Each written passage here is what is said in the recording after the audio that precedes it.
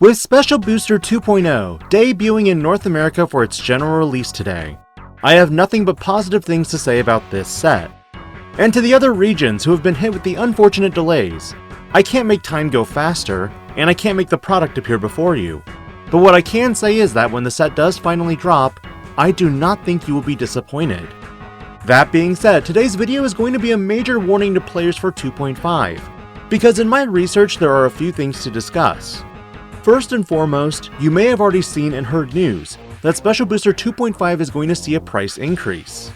I spoke with one of my local representatives, Died Late, who works with our community at the Geekery, and he noted that packs in the Digimon card game have been slowly increasing over time.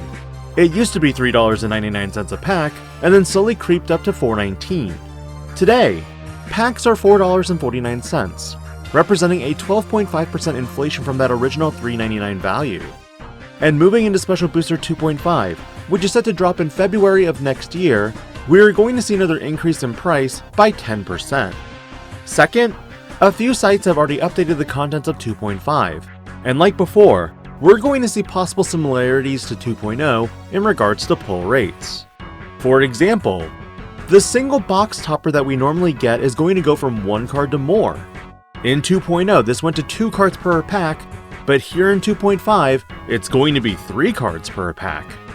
Additionally, the Lucky Pack returns, once again featuring 21 varieties, encompassing the 18 potential super rares and 3 potential secret rares.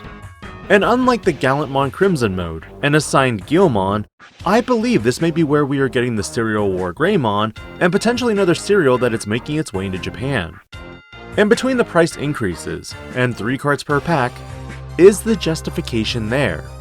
The answer for this video is potentially. One thing that I wanted viewers of this channel and the community to understand is that when I was going through Special Booster 2.0 and selecting what cards I thought would likely make it into the set from BT19, I ran into the constant dilemma when looking at configurations with their rares. After all, the rares are the last 2 cards of a pack if you do not open a super rare, secret rare, alt art, or even a chase card. Let's look once more at BT19, shall we? In total, this set had 2 secret rares. One of each would be going into Special Booster 2.0 and the other in 2.5. With the super rares, it was going to be an even division with 6 in each set. But when you start looking at the commons through the rares, things get really dicey. With commons, 2.0 only utilized 17 commons out of the 40 possible commons in BT19, meaning 23 are going to be in 2.5. The uncommons interestingly had a dead split of 13 for each set. But when you get to the rares, this is ultimately where this video's main point of discussion is going to be. In total for BT19, there are 20 rares. But out of those 20 rares, do you know how many actually made it into Special Booster 2.0? The answer is 6. Only 6 additional rares were added to this set. And the major problem that some players are already finding is that even with 2 or 3 boxes, you could not get a playset of rares. Which led to of course higher prices for some rares because of their playability.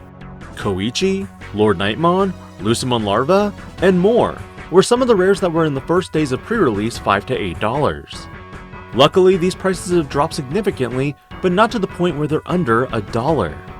The point is, if you were complaining about rares for this set, how about a set that's going to add more than 2.5 times that number? In retrospect, I feel this is one possible reason why we're seeing a markup for this set, and potentially all the sets for release next year in 2025. Remember that 2 card pack we had in 2.0 but in 2.5 we're getting a 3 card pack? Part of me is speculating that there will be many more cards to potentially pull from here, in order to assist with the skewed pull rates of rares.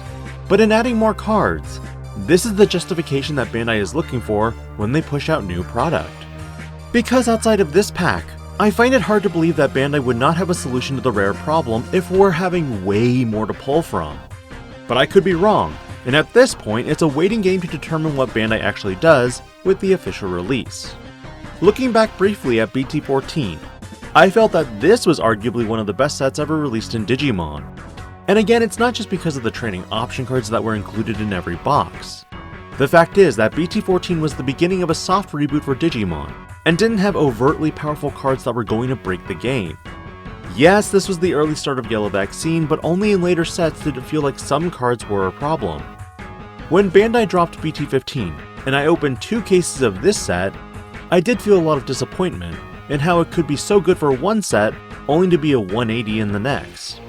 And while these were my preliminary worries between 2.0 and 2.5, based on the descriptions, I really want to say Bandai is making the efforts to give players a playset of super rares, give players a playset of secret rares, and give them value with their alt arts. To conclude, my one and only gripe at this time with Special Booster 2.0 is that cases are not a guaranteed chase card per set. But with something so minor, the rest of the set is truly exceptional. What are your thoughts and concerns after opening or seeing Special Booster 2.0 be opened? Do you feel that 2.5 will make the same smashing hit? Or do you think it'll follow a trend similar to BT14 into BT15? Let me know your thoughts, and I'll catch you on more Digimon content next week.